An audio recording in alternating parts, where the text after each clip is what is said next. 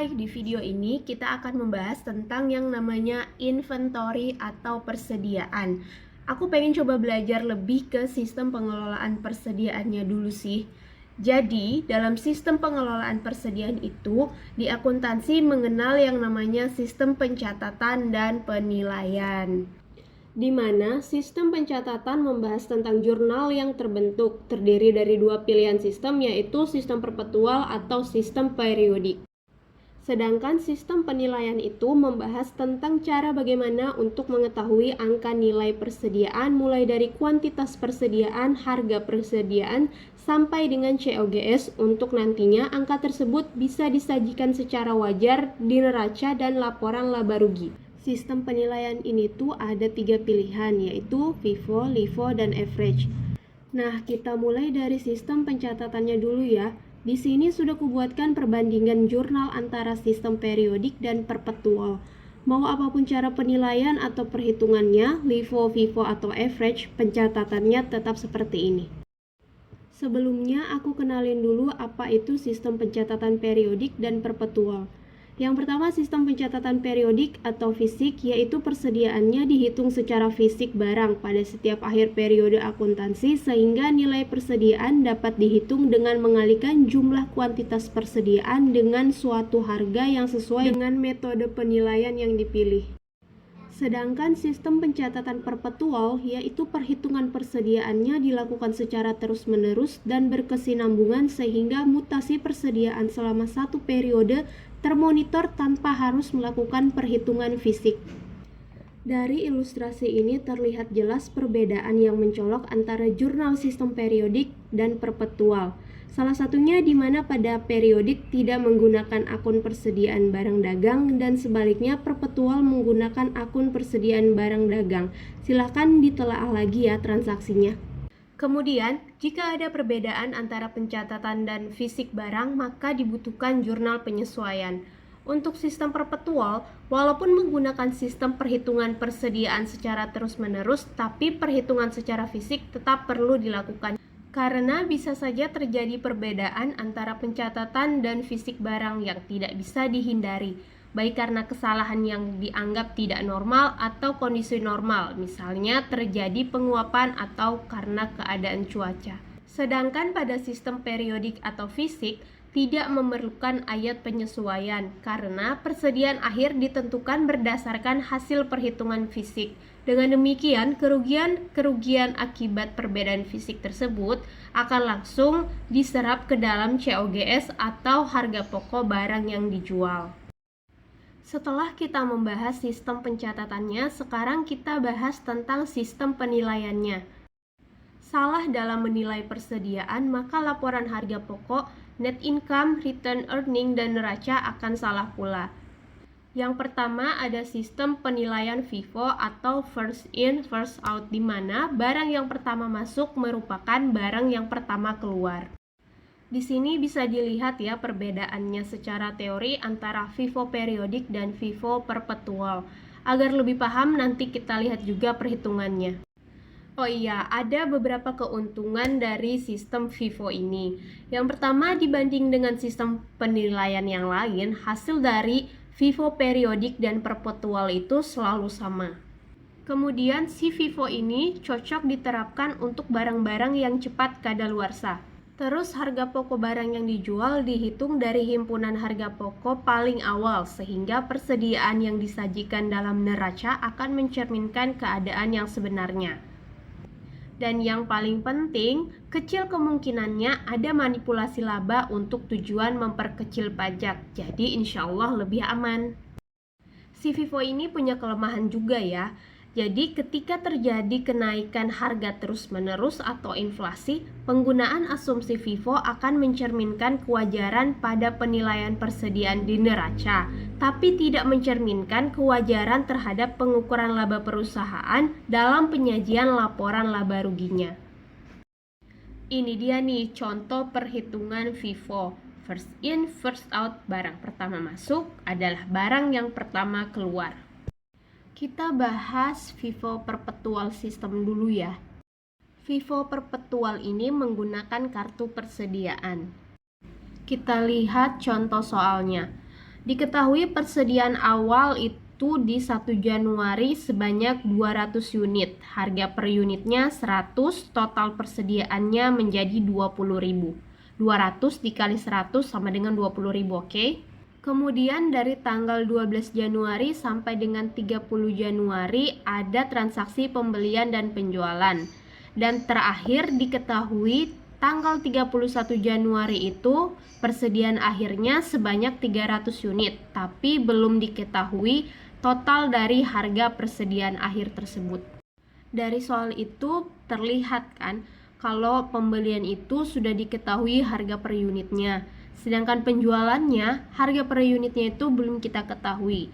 Nah, mari kita lihat kartu persediaannya dulu ya.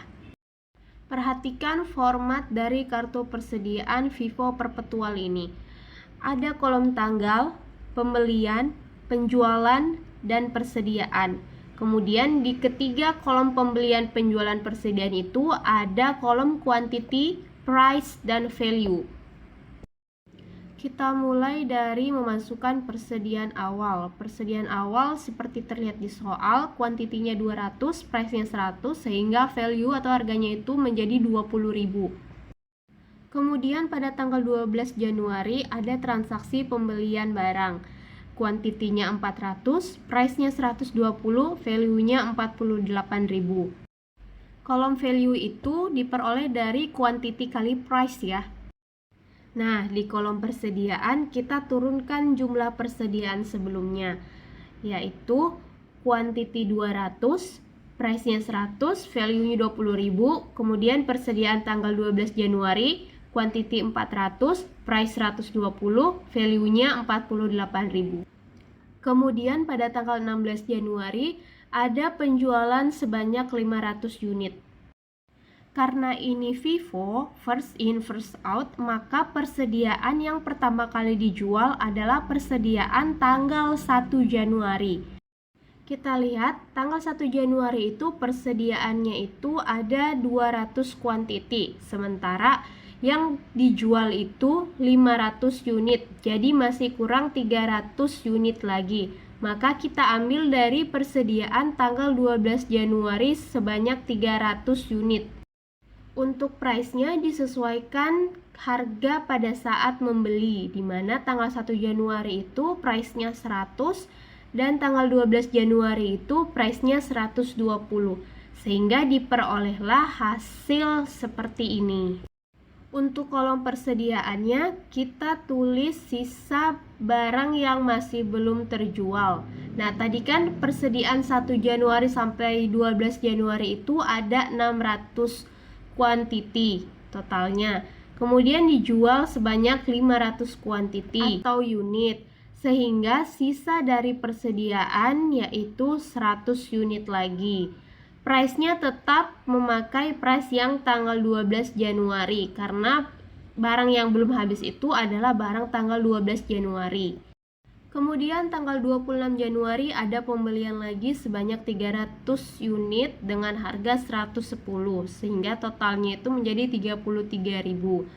Untuk kolom persediaannya kita turunkan lagi sisa persediaan di tanggal 16 Januari dan kemudian persediaan tanggal 26 Januari sebanyak 300 unit dengan harga 110, value-nya 33.000. Pada tanggal 29 Januari ada penjualan sebanyak 200 unit. Karena ini Vivo, kita habiskan dulu persediaan paling awal, yaitu yang kuantitinya 100, price-nya 120, value-nya 12.000. Karena kita menjualnya masih kurang 100 unit, maka kita ambil dari persediaan berikutnya, yaitu kuantitinya 100, price-nya 110, value-nya sama dengan 11.000. Sehingga persediaan yang tersisa itu 400 unit dikurang 200 unit sama dengan 200 unit. Dengan price-nya itu memakai persediaan yang terakhir yaitu 110. Kemudian tanggal 30 Januari ada transaksi pembelian terakhir. Kuantitinya 100, price-nya 120, jadi value-nya 12.000. Oke, untuk di kolom persediaan, karena masih ada persediaan di tanggal 29 Januari, kita turunkan lagi. Kuantitinya 200, price-nya 110, value-nya 22.000. Setelah itu kita turunkan persediaan di tanggal 30 Januari. Kuantitinya 100, price-nya 120, value-nya 12.000. Setelah semua transaksi beres, kita jumlahkan quantity dan value-nya untuk di jurnal dan untuk mencocokkan jumlah persediaan akhir di kartu persediaan dengan di soal. Nah, ini udah sama ya, quantity persediaan akhir 300 unit jumlahnya dan value-nya atau harganya sudah ketemu nih senilai 34.000. Ini dia jurnalnya. Total value pembelian jadi inventory sales 150.000 itu nilainya asumsi saja. Kemudian value penjualan menjadi angka untuk COGS. Setelah FIFO perpetual, sekarang kita beralih ke FIFO periodik. Lumayan juga ya, videonya durasinya udah 11 menit. For your information guys, ini tuh materinya aku ambil dari bukunya Pak Iman Santoso yang buku 1, Akuntansi Keuangan Menengah. Ini tuh aku berusaha untuk memahami isi dari bukunya ini. Baru banget aku pelajarin. Jadi kalau misalnya ada informasi atau penyampaianku yang salah, tolong dikoreksi aja ya. Nah, ini dia FIFO sistem periodik. Lebih simpel sih kelihatannya karena dia nggak pakai kartu persediaan kan. Tapi untuk aku pribadi lebih suka memakai kartu persediaan. Kalau di sistem periodik FIFO, harga pokok persediaan akhirnya itu kita ambil dari pembelian terakhir.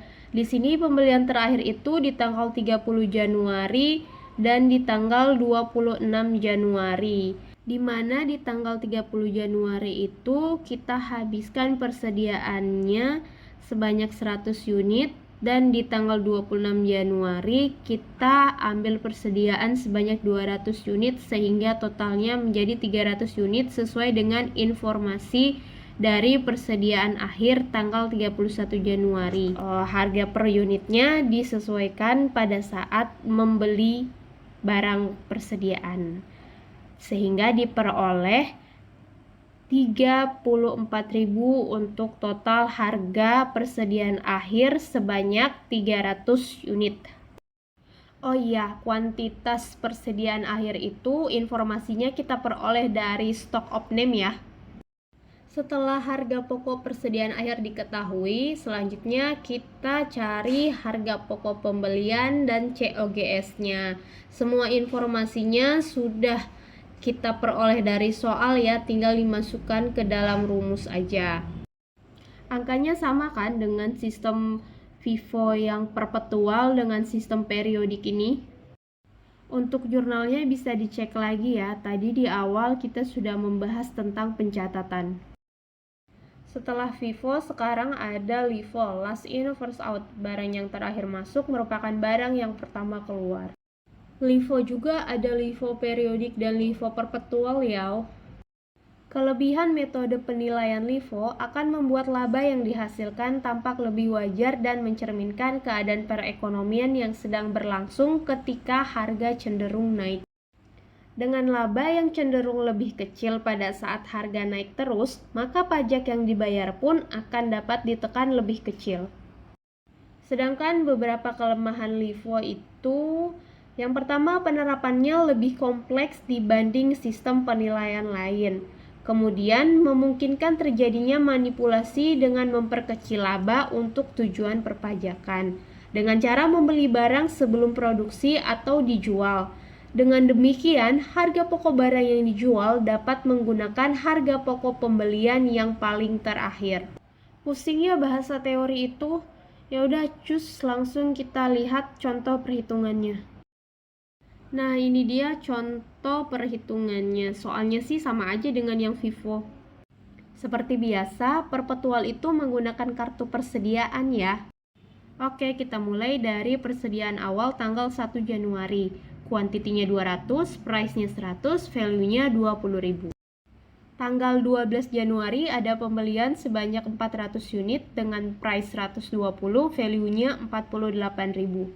Oke, kita turunkan lagi persediaannya, dimulai dari persediaan 1 Januari sebanyak 200 unit, price-nya 100, value-nya 20.000. Kemudian baru kita turunkan persediaan tanggal 12 Januari dengan kuantitinya 400, price-nya 120, value-nya 48.000. Selanjutnya tanggal 16 Januari ada penjualan sebanyak 500 unit. Karena ini LIFO, last in first out, barang yang terakhir masuk adalah barang yang pertama keluar, maka persediaan yang kita pakai untuk penjualan tanggal 16 Januari adalah persediaan tanggal 12 Januari. Karena penjualannya sebanyak 500 unit, maka persediaan yang kita habiskan di tanggal 12 Januari adalah seluruhnya, yaitu 400 unit dikali Rp120 sama dengan 48.000. Dan untuk sisanya sebanyak 100 unit kita ambil dari persediaan tanggal 1 Januari. Kuantitinya 100, price-nya 100, value-nya menjadi 10.000. Sehingga persediaan yang tersisa adalah persediaan tanggal 1 Januari dengan sisa kuantiti 100 unit, price-nya 100, value-nya 10.000. Kemudian tanggal 26 Januari terjadi pembelian lagi sebanyak 300 unit, price-nya 110, value-nya 33.000. Selanjutnya kita turunkan kembali persediaan di tanggal 16 Januari, kuantitinya 100, price-nya 100, value-nya 10.000. Baru kemudian kita turunkan persediaan tanggal 26 Januari, kuantitinya 300, price-nya 110, value-nya 33.000. Pada tanggal 29 Januari ada penjualan lagi sebanyak 200 unit. Ingat ya, last in first out, barang yang terakhir masuk adalah barang yang pertama dijual. Sehingga kita mengambil persediaan tanggal 26 Januari sebanyak 200 unit, price-nya 110, value-nya 22.000. Karena masih ada sisa barang, mari kita turunkan lagi persediaannya. Kuantiti 100, price 100, value-nya 10.000. Sebenarnya itu sisa barang dari tanggal 1 Januari yang belum terjual ya. Kemudian baru setelahnya kita turunkan persediaan di tanggal 26 Januari, sisanya yaitu kuantitinya 100, price-nya 110, value-nya 11.000. Kemudian tanggal 30 Januari ada pembelian lagi sebanyak 100 unit. Kuantitinya 100, price-nya 120, value-nya 12.000.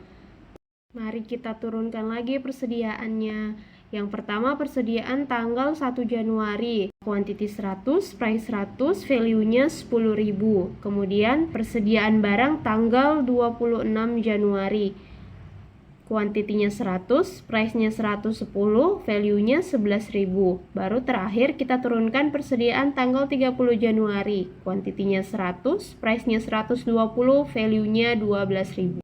30 Januari menjadi transaksi terakhir ya, sehingga kita sudah bisa menjumlahkan kuantiti dan value dari pembelian, penjualan, serta persediaan. Setelah kartu persediaan selesai, maka selanjutnya adalah membuat jurnal. Oh iya, jurnal penjualan itu angkanya aku ingetin lagi 150.000 cuman dari asumsi aja ya, atau permisalan.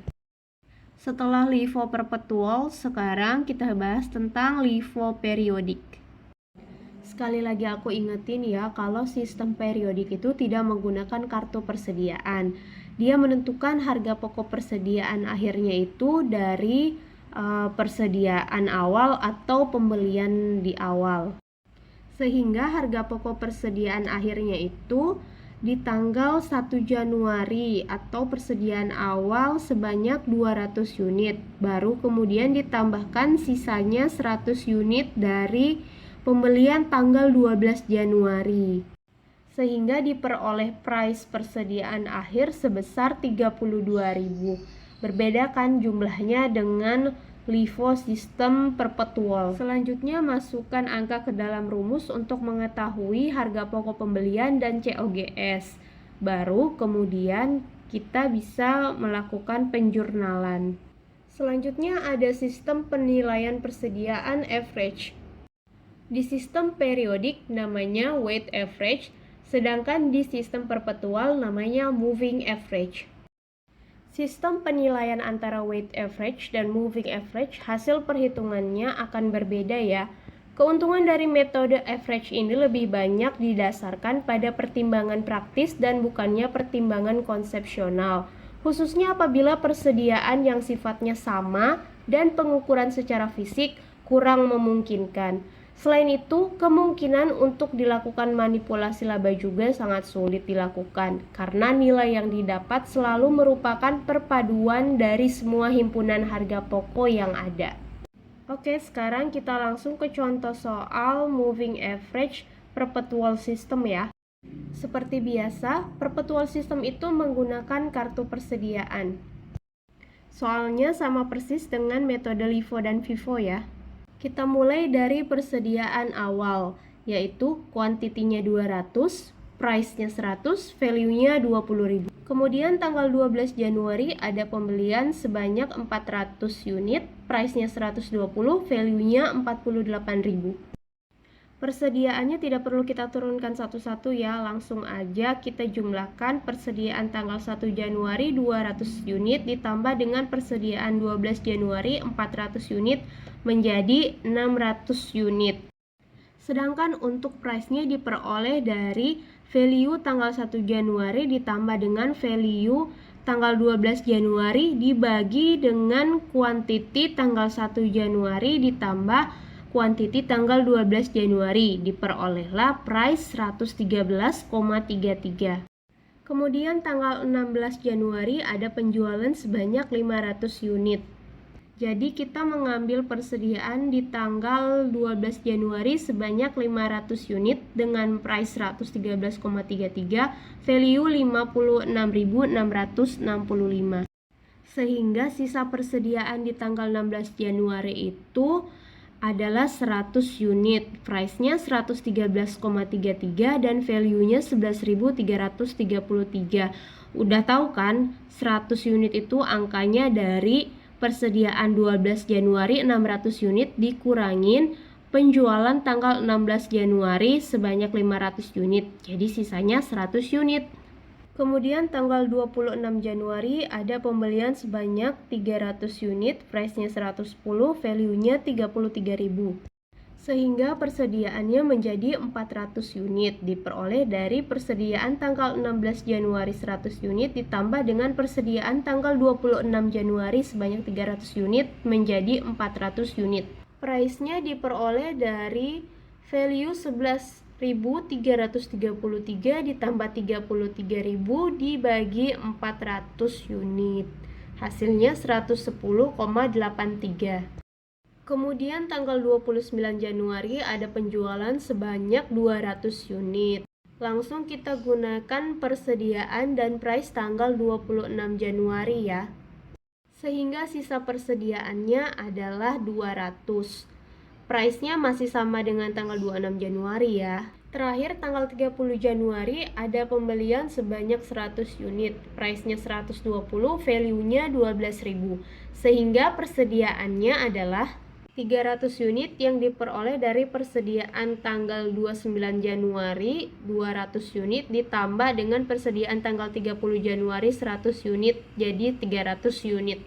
Selanjutnya price-nya diperoleh dari 22.166 ditambah dengan 12.000 dibagi 200 unit ditambah 100 unit menghasilkan 113,89. Sekian perhitungan kartu persediaan moving average, silakan dimasukkan ke dalam jurnal. Sekarang kita bahas weighted average periodic system. Sekali lagi, sistem periodik itu tidak menggunakan kartu persediaan ya. Harga rata-rata per unitnya diperoleh dari total persediaan tersedia untuk dijual dibagi dengan persediaan akhir. Sehingga nilai persediaan akhir dapat diketahui dengan mengalihkan harga rata-rata per unit dikali dengan persediaan akhir. Oke, sesimpel itu penjelasannya. Silakan dilihat lagi rumusnya dan ditelaah lagi jurnalnya. Nah, di sini bisa terlihat perbedaan angka dari penilaian LIFO, FIFO, dan average, di mana gross profit on sales FIFO periodik dan FIFO perpetual itu nilainya sama, tapi gross profit on sales LIFO dan average periodik dan perpetual sistemnya itu beda ya satu sama lain. Sekian ya pembahasan untuk video kali ini. Semoga pembahasannya bisa bermanfaat. See you on next video.